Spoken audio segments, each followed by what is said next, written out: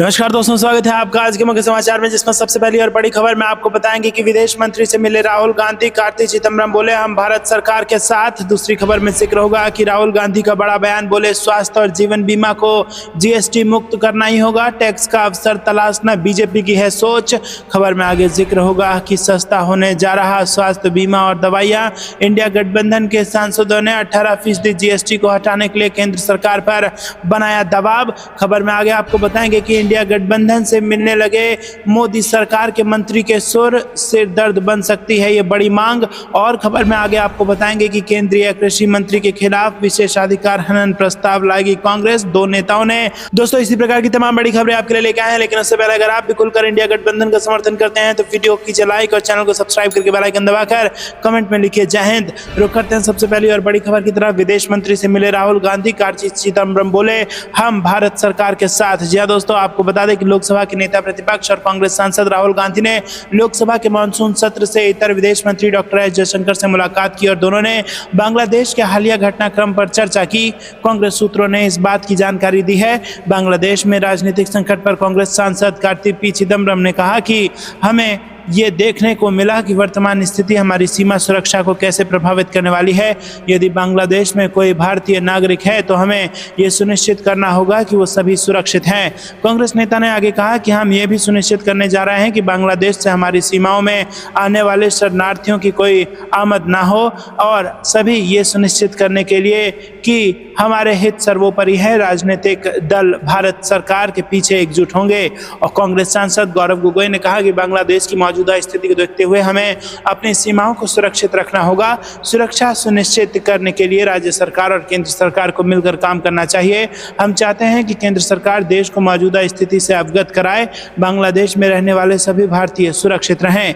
विदेश मंत्री एस जयशंकर ने प्रधानमंत्री नरेंद्र मोदी से मुलाकात की है। संसद भवन के कक्ष में विदेश मंत्री एस जयशंकर ने बांग्लादेश में हुए हालत की जानकारी दी है।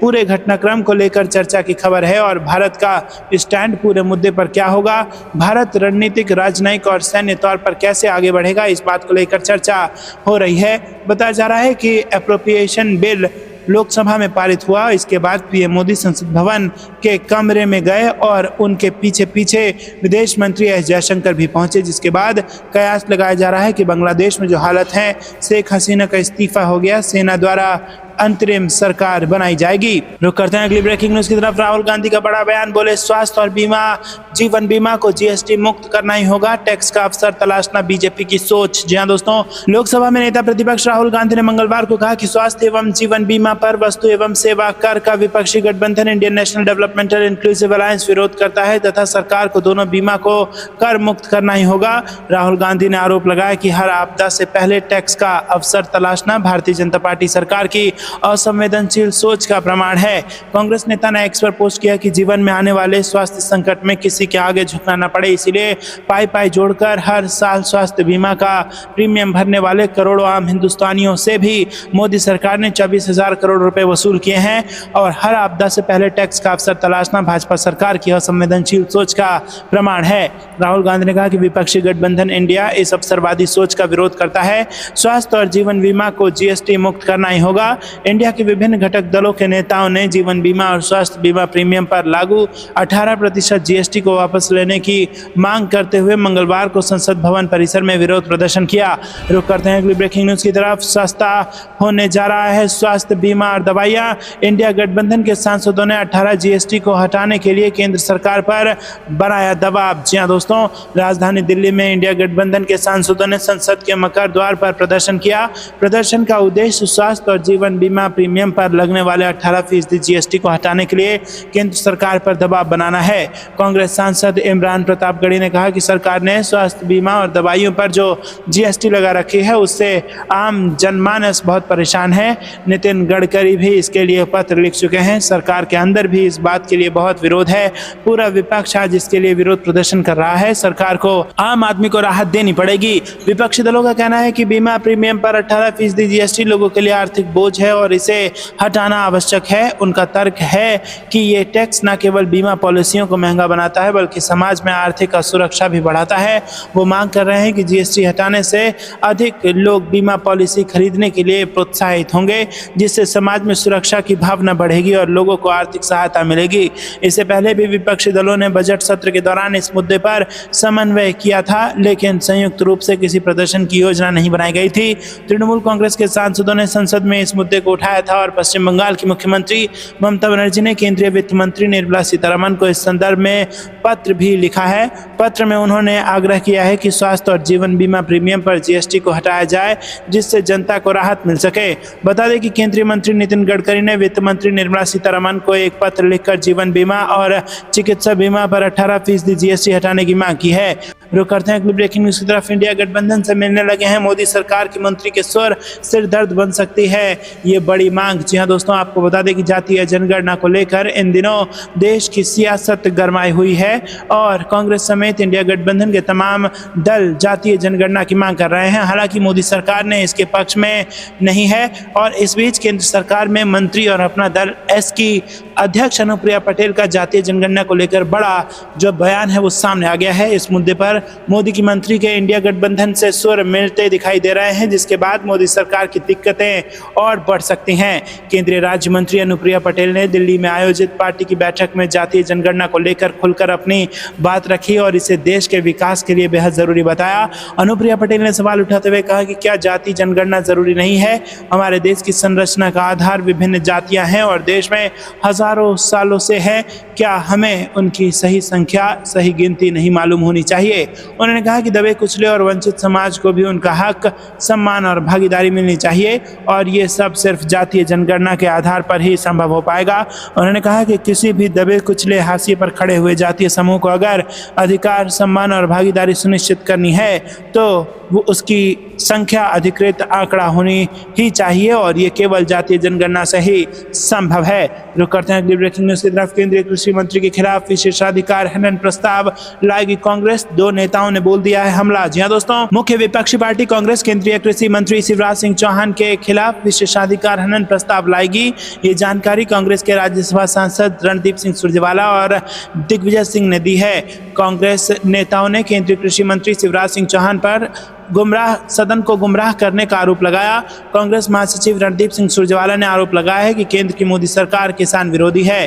उन्होंने आरोप लगाया कि एक तरफ मोदी सरकार संसद में कहती है कि किसानों को लगातार लागत पर 50% का मुनाफा देंगे, लेकिन दूसरी तरफ स्वामीनाथन आयोग की रिपोर्ट को कूड़ेदान में डाल दिया है। कांग्रेस नेता ने यह भी कहा कि मोदी सरकार सदन को गुमराह कर रही है, क्योंकि सदन में भले ही किसानों को लागत पर 50% मुनाफे की बात करती हो, लेकिन सरकार ने 6 फरवरी 2015 को सुप्रीम कोर्ट में शपथ पत्र देकर कहा कि किसान को लागत पर भी 50% मुनाफा नहीं दिया जा सकता है। कांग्रेस नेता ने आरोप लगाया कि भाजपा सिर्फ लोगों को गुमराह करने की कोशिश कर रही है, उनकी सोच वास्तविकता में किसान विरोधी है। और उन्होंने ये भी कहा कि कृषि मंत्री शिवराज सिंह चौहान का ट्रैक रिकॉर्ड रायसेन और मंदसौर में किसानों के खिलाफ दमनकारी रहा है। राज्यसभा सांसद और मध्य प्रदेश के पूर्व मुख्यमंत्री दिग्विजय सिंह ने कहा कि देश के कृषि मंत्री को झूठ बोलने की आदत है। उन्होंने चौहान के इस दावे को खारिज कर दिया, जिसमें उन्होंने कहा था कि कांग्रेस सरकार ने किसानों को कोई कर्ज माफ नहीं की है। और दिग्विजय सिंह ने कहा कि कमलनाथ जी के नेतृत्व में मध्य प्रदेश की कांग्रेस सरकार ने लगभग 37 लाख किसानों का कर्ज माफ किया था। और उन्होंने दावा किया कि तब शिवराज सरकार के कृषि मंत्री का बयान भी आया था कि कांग्रेस के समय किसानों का कर्ज माफ हुआ है, लेकिन सदन में चौहान ने कहा कि कांग्रेस को जब मौका मिला तब किसानों का कर्ज माफ नहीं किया गया। ये बिल्कुल झूठ है, इसका प्रमाण हमारे पास है। रुक करते हैं अगली ब्रेकिंग न्यूज की तरफ। सुप्रीम कोर्ट द्वारा निर्धारित समय सीमा के अनुसार जम्मू कश्मीर में हो चुनाव, खड़गे ने रखी मांग। जी हां दोस्तों, कांग्रेस ने सोमवार को जम्मू कश्मीर में चुनाव सुप्रीम कोर्ट द्वारा निर्धारित समय सीमा के अनुसार होने की मांग की और पार्टी के राष्ट्रीय अध्यक्ष मल्लिकार्जुन खड़गे ने आरोप लगाया कि भाजपा की नीति न तो कश्मीरियत का सम्मान करने वाली है और न ही जमहूरियत को बरकरार रखने वाली है। बता दें कि केंद्र सरकार ने जम्मू कश्मीर को विशेष राज्य का दर्जा देने वाले अनुच्छेद 370 को 2019 में निष्प्रभावी बना दिया था और इसके साथ ही सरकार ने तत्कालीन जम्मू कश्मीर कश्मीर राज्य को जम्मू कश्मीर पुनर्गठन अधिनियम के माध्यम से 2 केंद्र शासित प्रदेश जम्मू कश्मीर और लद्दाख में विभाजित कर दिया था। मल्लिकार्जुन खड़गे ने सोशल मीडिया प्लेटफॉर्म एक्स पर पोस्ट करते हुए कहा कि जम्मू कश्मीर और लद्दाख को लेकर भाजपा की नीति ना तो कश्मीरियत का सम्मान करने वाली है, ना ही जमहूरियत को कायम रखने वाली है। उन्होंने आगे कहा कि मोदी सरकार ने दावा किया था कि इस कदम से जम्मू कश्मीर को पूर्ण रूप से एकीकृत करने, क्षेत्र के आर्थिक विकास को बढ़ावा देने और आतंकवाद को रोकने में मदद मिलेगी, लेकिन वास्तविकता बिल्कुल अलग है। रुक करते हैं अगले ब्रेकिंग न्यूज की तरफ। मुकेश भाकर के निलंबन पर फूटा सचिन पायलट और डोटासरा का गुस्सा, कहा प्रतिपक्ष से डरकर की जा रही है आक्रामक कार्रवाई, कांग्रेस का बड़ा बयान। जी दोस्तों, आपको बता दें कि राजस्थान विधानसभा से कांग्रेस विधायक मुकेश भाकर को 6 महीने के लिए निलंबित करने की कांग्रेस के राष्ट्रीय महासचिव सचिन पायलट और प्रदेश अध्यक्ष गोविंद सिंह डोटासरा ने कड़ी निंदा की। पायलट ने कहा कि प्रतिपक्ष के सदस्यों से डरकर उन पर आक्रामक कार्रवाई की जा रही है। सचिन पायलट ने सोशल मीडिया मंच एक्स पर एक पोस्ट में लिखा कि लाडनू विधायक मुकेश भाकर को 6 महीने तक सदन की कार्रवाई से निलंबित करने की प्रक्रिया की घोर निंदा करता हूं। सत्ता पक्ष को सदन को सुचारू रूप से संचालित करना चाहिए, लेकिन उससे उलट प्रतिपक्ष के सदस्यों से डरकर उन पर आक्रामक कार्रवाई की जा रही है। इस तरह के तानाशाही रवैये से किसान, श्रमिक, युवा एवं आमजन की आवाज को दबाया नहीं जा सकता। रुक करते हैं अगली ब्रेकिंग न्यूज की तरफ। आरक्षण पर एनडीए में बिखराव, बिहार के 2 नेता आए आमने सामने। जी हाँ दोस्तों, SC ST आरक्षण के भीतर आरक्षण पर सुप्रीम कोर्ट के फैसले पर रार बढ़ती जा रही है और यहाँ तक कि केंद्र में सरकार चला रहे एनडीए भी इस फैसले पर दो फाड़ नजर आ रही है। एक तरफ जहां लोजपा प्रमुख और केंद्रीय मंत्री चिराग पासवान ने इस फैसले के खिलाफ अपनी सहमति बताई है, तो वहीं केंद्रीय मंत्री और हम प्रमुख जीतन राम मांझी ने फैसले का स्वागत किया।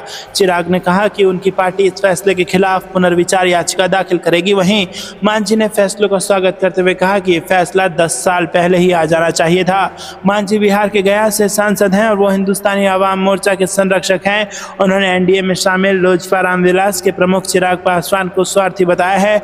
मांझी का कहना है कि जो आदमी बढ़ गया है वो आगे बढ़ते रहे और जो लोग पिछड़ गए हैं उनके बारे में सोचा जाए, इसलिए हम हर हालत में सुप्रीम कोर्ट के आदेश का स्वागत करते हैं। सुप्रीम कोर्ट का जो जजमेंट आया है वो 10 साल पहले आना चाहिए था। बाबा साहेब के अनुसार साक्षरता एक मानदंड है सबसे नीचे होने का। दोस्तों, उन्होंने कहा कि एससी की साक्षरता दर महज 30% है और इस 30% में कई जातियां हैं। 30% से ऊपर वालों को आरक्षण का लाभ मिलता रहे, मैं इसका विरोध नहीं करता हूं, लेकिन जिन लोगों की साक्षरता दर 7-8% है उसको तो आगे बढ़ाना ही चाहिए। सुप्रीम कोर्ट ने स्पष्ट आदेश दिया है कि जो समाज में नीचे गिरा हुआ है उसको आगे बढ़ाने का प्रयास होना चाहिए। रुक करते हैं अगली ब्रेकिंग न्यूज की तरफ। जयपुर ग्रामीण लोकसभा चुनाव 2024 का मामला, ग्रामीण लोकसभा चुनाव परिणाम को हाईकोर्ट में चुनौती, रद्द करने की उठा दी गई है मांग। रुक करते हैं अगली ब्रेकिंग न्यूज की तरफ। मंत्री के भाषण के दौरान मंच पर ही सो गए विधायक गोपाल मंडल, वीडियो हो रहा है जबरदस्त वायरल। जी दोस्तों, भागलपुर के जेडीयू विधायक गोपाल मंडल आए दिन अपने कारनामों की वजह से चर्चा में रहते हैं। अब एक वीडियो सामने आया है जिसमें गोपाल मंडल बीच कार्यक्रम में मंच पर सोते दिख रहे हैं और मंच से मंत्री ग्रामीण विकास मंत्री श्रवण कुमार किसानों की आय दोगुनी करने की बात करते रहे और गोपाल मंडल गहरी नींद में सोते रहे। मंच पर भाषण चल रहा था और विधायक अपनी नींद पूरी करने में व्यस्त थे। उन्होंने भाषण को नहीं सुना और सोना ही मुनासिब समझा। वहीं अब मंत्री श्रवण कुमार और पीर पौती विधायक ललन पासवान की गोपाल मंडल पर नजर पड़ी तो उन्होंने उन्हें नींद से जगाया। रुक करते हैं ब्रेकिंग न्यूज की तरफ, जहां पर आपको बता दें दोस्तों कि बांग्लादेश में अभी भी 19,000 भारतीय, यही हमारे सबसे बड़ी चिंता, संसद में बोले जयशंकर। जी हाँ दोस्तों, आपको बता दें कि बांग्लादेश में शेख हसीना सरकार के तख्तापलट के बाद दंगों की भयावह तस्वीर ने दुनिया को चिंतित कर दिया है। खासकर भारत बांग्लादेश में हो रहे हर घटनाक्रम पर लगातार नजर रख रहा है। विदेश मंत्री एस जयशंकर ने मंगलवार को राज्यसभा में कहा कि सरकार बांग्लादेश के राजनीतिक घटनाक्रम पर निरंतर नजर रखे हुए है और जब तक वहाँ कानून व्यवस्था की स्थिति सामान्य नहीं हो जाती भारत की गहरी चिंता बनी रहेगी। उन्होंने कहा कि बांग्लादेश में अभी भी 19,000 भारतीय नागरिक फंसे हुए हैं जिनमें अधिकतर छात्र हैं। हम उनसे लगातार संपर्क में हैं। जयशंकर ने बांग्लादेश के घटनाक्रम पर राज्यसभा में बयान देते हुए कहा कि पड़ोसी देश का राजनीतिक घटनाक्रम चिंता का विषय है और सरकार अपने राजनयिक मिशनों के माध्यम से वहां रह रहे भारतीय नागरिकों से बराबर संपर्क बनाए हुए है। उन्होंने कहा कि वहां भारत के 19,000 नागरिक हैं, जिनमें करीब 9,000 छात्र हैं और इनमें से काफी छात्र जुलाई में स्वदेश आ गए थे। रुक करते हैं अगली ब्रेकिंग न्यूज की तरफ। बांग्लादेश मुद्दे पर सरकार के साथ कांग्रेस सांसद बोले, भारतीय नागरिकों की सुरक्षा पर हो चर्चा। जी दोस्तों, कांग्रेस सांसद कार्ति पी चिदम्बरम ने कहा कि बांग्लादेश में जो भी हो रहा है वो काफी चिंताजनक है। हमारे नागरिकों की सुरक्षा पर विचार किया जा रहा है। देश की सीमाओं और नागरिकों की सुरक्षा काफी महत्वपूर्ण है। रुक करते हैं अगली ब्रेकिंग न्यूज की तरफ। प्रियंका गांधी अंबानी विवाह में शामिल नहीं हुई, बीजेपी सांसद निशिकांत दुबे के दावे पर बोली कांग्रेस। या दोस्तों, लोकसभा के बजट सत्र में झारखंड के गोड्डा से बीजेपी सांसद निशिकांत दुबे के बयान पर कांग्रेस ने पलटवार किया। कांग्रेस ने कहा कि पार्टी महासचिव प्रियंका गांधी अंबानी की शादी में शामिल नहीं हुई, यहां तक कि उस समय वो भारत में भी नहीं थी। पार्टी ने बीजेपी नेता के दावे को खारिज करते हुए झूठ बोलने का आरोप लगाया। कांग्रेस पार्टी की प्रवक्ता सुप्रिया श्रीनेत ने कहा कि निशिकांत दुबे ने लोकसभा में सफेद झूठ बोला कि कांग्रेस महासचिव प्रियंका गांधी अंबानी की शादी में शामिल हुई थी। ये बिल्कुल गलत है। वो वहां नहीं गई थी और वो देश में भी नहीं थी। आपके गृह मंत्री को ये पता होना चाहिए। उनकी हर किसी पर नजर रखने की पुरानी और बुरी आदत है। उन्होंने कहा कि फर्जी डिग्री का मुकदमा झेलने वाले सांसद को झूठ बोलने की गंदी बीमारी है। प्रियंका गांधी जी अभी तक लोकसभा सदस्य नहीं है, इसलिए सदन में उनका नाम लेना भी विशेषाधिकार का विषय है। और यहाँ पर आपको बता दें कि मैं निशिकांत दुबे जी से बोलना चाहती हूँ कि वो संसद में झूठ बोलना छोड़ दें। आखिर आप कब तक फैक्ट चेक होते रहिएगा। तो यहाँ पर बड़ा बयान दे दिया है सुप्रिया श्रीनेत ने और भारतीय जनता पार्टी के सांसद निशिकांत दुबे को जमकर घेरा है। जो करते हैं अगली ब्रेकिंग न्यूज की तरफ। सिसोदिया की बेल पर अपनी ही बातों के फेर में फंसी ईडी, सुप्रीम कोर्ट ने पूछे कड़े सवाल। जी दोस्तों, मनीष सिसोदिया बीते करीब 1.5 साल से दिल्ली शराब नीति से जुड़े मनी लॉन्ड्रिंग केस में तिहाड़ जेल में बंद हैं। मंगलवार को सुप्रीम कोर्ट में दिल्ली के उप मुख्यमंत्री की जमानत याचिका पर सुनवाई हुई और आपको बता दें कि कोर्ट ने सिसोदिया के वकील अभिषेक मनु सिंघवी और ईडी के additional solicitor general S V Raju की दलीलों को सुनने के बाद अपना आदेश सुरक्षित रख लिया है। लाइव लॉ वेबसाइट की खबर के मुताबिक बहस के बीच ऐसा वक्त भी आया जब जांच एजेंसी खुद अपनी ही दी पुरानी दलीलों के जाल में फंसती हुई नजर आई। न्यायमूर्ति BR गवई और न्यायमूर्ति KV विश्वनाथन की बेंच ने सुनवाई के दौरान ईडी की दलीलों में विरोधाभास पाया है। पहले ईडी की तरफ से ये दावा किया गया था कि अगर सिसोदिया ने बेवजह आवेदन दायर कर देरी नहीं की होती तो मुकदमा अब तक शुरू हो सकता। वहीं दूसरी ओर ईडी ने डाटा इकट्ठा करने और अंतिम आरोप पत्र दायर करने के लिए 4 जून 2024 को 3 जुलाई तक का वक्त मांगा था। रुक करते हैं अगली ब्रेकिंग न्यूज की तरफ। राजस्थान विधानसभा में जोरदार हंगामा, इस्तीफा मांग रहे कांग्रेस विधायक। स्पीकर बोले बाद में बात करेंगे। जी हां दोस्तों, आपको बता दें कि सोमवार शाम सभापति संदीप शर्मा ने निलंबित किए गए कांग्रेस विधायक मुकेश भाकर को सदन से बाहर जाने को कहा था। इसके बाद मार्शल और कांग्रेस के विधायकों के बीच तनातनी और धक्का मुक्की की नौबत आ गई थी।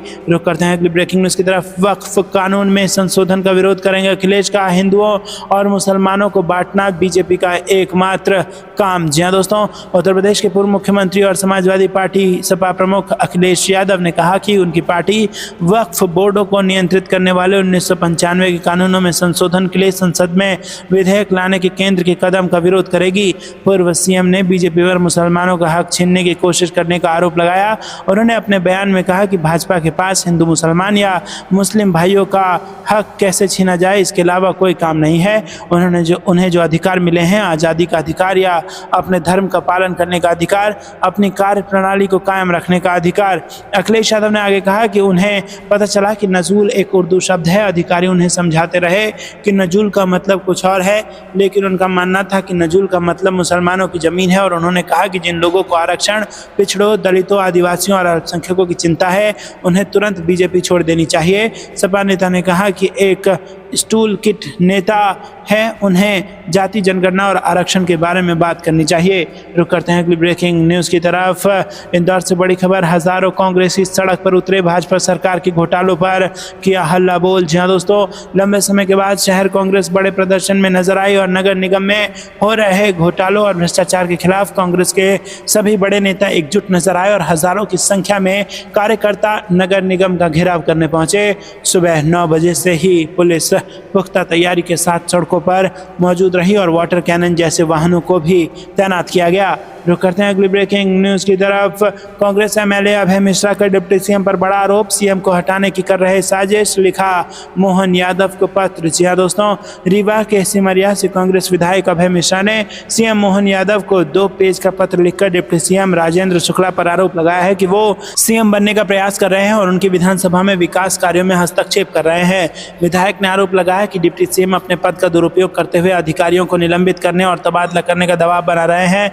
उन्होंने ये भी आरोप लगाया कि डिप्टी सीएम गौशाला के नाम पर करोड़ों कमा रहे हैं और विकास कार्यों में रोड़ा बन रहे हैं। उन्होंने कहा कि बजट स्वीकृत होने के बाद भी सड़क के निर्माण को अधिकारियों के माध्यम से रोका जा रहा है और हैंडपंप तक नहीं लगने दिया जा रहा है। विधायक ने आरोप लगाया कि डिप्टी सीएम लगातार अधिकारियों की बैठक कर रहे हैं और सिमरिया क्षेत्र के विकास को रोकने का प्रयास कर रहे हैं। तो दोस्तों, ये थी दिन भर की सारी जरूरी और बड़ी खबरें। अंत तक बने रहने के लिए बहुत बहुत धन्यवाद। जाने से पहले वीडियो को लाइक और चैनल को सब्सक्राइब करके बेल आइकन दबाकर कमेंट में लिखे जय हिंद। अभी के लिए इतना ही। जय हिंद, जय भारत।